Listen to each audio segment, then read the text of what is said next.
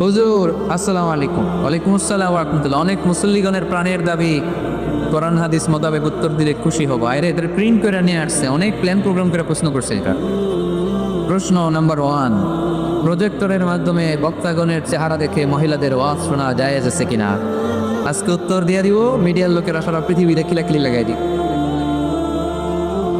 আচ্ছা, আপনারা ফতোয়া দেন তো দেখি, প্রজেক্টরের মাধ্যমে যে বোনেরা আজকে ওয়াজ শুনলো এটা জায়েজ আছে কিনা? জায়েজ, এটার পক্ষে কে কে দেখি হাত নামার। জায়েজ নাই, এর পক্ষে কে কে দেখি হাত নামা। একবারও যারা হাত তুলেন না, এবার তারা হাত তুলেন। আপনারা কোন দল? জানি না দল না সুবিধাবাদ। আলহামদুলিল্লাহ, আজকে দেয়ার দুয়ারে অনেক মুফতিদের সাথে পরিচিত হলাম। মুফতিরা ফতোয়া দিয়েছে, প্রথম অর্ধেক ফতোয়া দিয়েছে জায়েজ, বাকি অর্ধেক ফতোয়া দিয়েছে জায়েজ নেই। আচ্ছা শোনেন তাহলে উত্তরটা। প্রজেক্টরের মাধ্যমে বক্তাগণের চেহারা দেখে আলোচনা শোনা জায়েজ। আলোচনা শোনা জায়েজ ইন জেনারেল। প্রশ্ন বুঝে নেন, ভেঙে চুরে বুঝিয়ে দিচ্ছি যাতে প্যাচ না লাগে। ইন জেনারেলি প্রজেক্টরের মাধ্যমে, ইউটিউবের মাধ্যমে বক্তাকে দেখে দেখে ভিডিওতে আলোচনা শোনা জায়েজ আছে। কারণ রাসূলুল্লাহ সাল্লাল্লাহু আলাইহি সাল্লামের সময় মসজিদে নারীরা আসতো, পুরুষরা আসতো, রাসূল সাল্লাল্লাহু আলাইহি সাল্লামকে প্রশ্ন করতো। বাজারে নারীরা ব্যবসা বাণিজ্য করতো, একে অপরের সাথে কথাবার্তা হতো, এটা জায়েজ। একটা পুরুষ যদি একটা দোকানে যায়, ওখানে নারী ব্যবসায়ী তার সাথে কথা বলতে পারবে, কিনতে পারবে। একটা টেইলার্সের দোকানে যদি কোনো নারী যায় কাপড় কেনার জন্য, সেখানে পুরুষ ব্যবসায়ী তার চেহারার দিকে তাকাতে পারবে, কথা বলতে পারবে। যদি হেজাব করে থাকে, শুধু ফেসটা খোলা, ফেসটাও ঢেকে রাখলে আরও ভালো।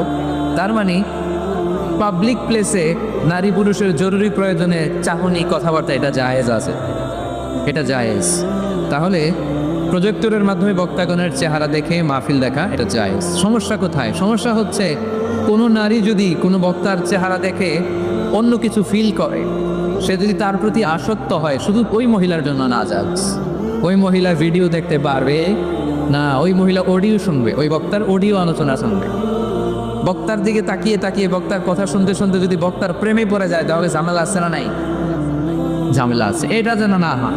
সে শুধু একজন স্কলার বা টিচার, শিক্ষক মনে করে শিক্ষকের কাছ থেকে কথা শুনতেছে, তাকাচ্ছে বা তাকাচ্ছে না, ওইটাতে সমস্যা নাই। কিন্তু বিশেষভাবে এই বক্তার প্রতি যদি সে আকর্ষিত হয়, অ্যাট্রাক্টেড হয়, দুর্বলতা অনুভব করে, তাহলে ওই নারীর জন্য ওই বক্তার ভিডিও দেখা জায়েজ নাই, অডিও দেখা জায়েজ আছে। কথা কি বুঝতে পেরেছেন? 2 নম্বর প্রশ্ন, নামাজ, রোজা, হজ জাকাতের মতো পর্দা করা ফরজ কিনা? বিস্তারিত বলার অনুরোধ রইল। জি, পর্দা করা ফরজ। পর্দা করা ফরজ। আমি বোনদেরকে বলি, বোনেরা আপনারা অনেক দামি, দামি জিনিস কেউ খোলা রাখে না। রাখে? আমার যদি 50,000 টাকার একটা বান্ডিল থাকে, আমি কি এদিকে অর্ধেক এদিকে অর্ধেক বাইর করে রাখবো? আমি একবারে ভিতরের পকেটে রাখবো, ঠিক কিনা? আমার যদি হীরা জহরতের কিছু জুয়েলারি বা অর্নামেন্টস থাকে, আমি কি এটা হাতে নিয়ে ঘুরবো? না, একেবারে ঘরের ভিতরে সিন্ধুকের ভিতরে তালা মেরে রাখি। তার মানে যেটার দাম বেশি, মর্যাদা বেশি, ওইটার প্যাকেটও নারীদের মর্যাদা বেশি না কম?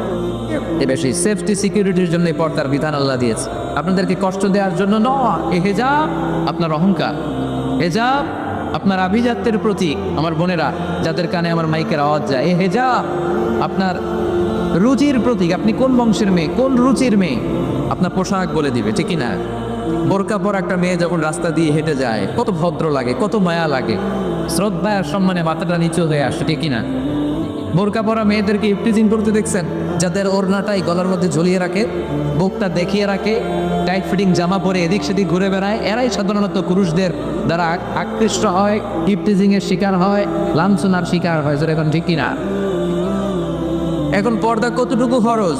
সবচেয়ে ভালো পর্দা হচ্ছে আমার বোনেরা শুধু চোখ খোলা রাখতেন, চোখ খোলা, আর বাকি সব ঢাকা, হাতের কবজি খোলা, এতটুকু। তবে বিষ্ণু ইসা ইসলাম এটা রুকসাতো দিয়েছেন, কেউ যদি চেহারা খোলা রাখে এটাও পর্দা হবে। শুধু চেহারাটা খোলা আর হাতের এতটুকু খোলা, কবজি পর্যন্ত, বাকিটা থেকে রাখতে হবে। এটাকে বলে রুকসাত। ফ্লেক্সিবিলিটির সাথে আপনি আমল করলেন। কোনো মেয়ে যদি চেহারা খোলা রেখে বোরকা পরে, এটা জায়েজ আছে, এটা না জায়েজ না, এটা নিষেধ না, এটাও পর্দা। আর যদি চেহারা ঢেকে শুধু চোখ খোলা রাখে, এটা সবচেয়ে ভালো পর্দা, এটার বলে আজিমা, এটার উপরে পর্দা হতে পারে না। তা আমি ওইটাই সাজেস্ট করি, শুধু চোখটা খোলা রাখেন, কারণ চেহারা হচ্ছে সৌন্দর্যের রাজধানী। চেহারায় যদি দেখে ফেলে তো সব দেখা হয়ে গেল, ঠিক না? তবে কোনো বোন যদি ওই হাদিসের উপর আমল করে, যে হাদিস বলেছে চেহারা খোলা রেখে বোরকা পরা যায় আর হাতের কবজি, তাকে আপনি জোরাজোরি করতে পারবেন না, ওইটাও পর্দার অন্তর্ভুক্ত। বুঝতে পেরেছেন? আল্লাহ তাআলা আমাদের সবাইকে কথাগুলো বোঝার ও আমল করার তৌফিক দান করুক। আমরা বলি আমিন।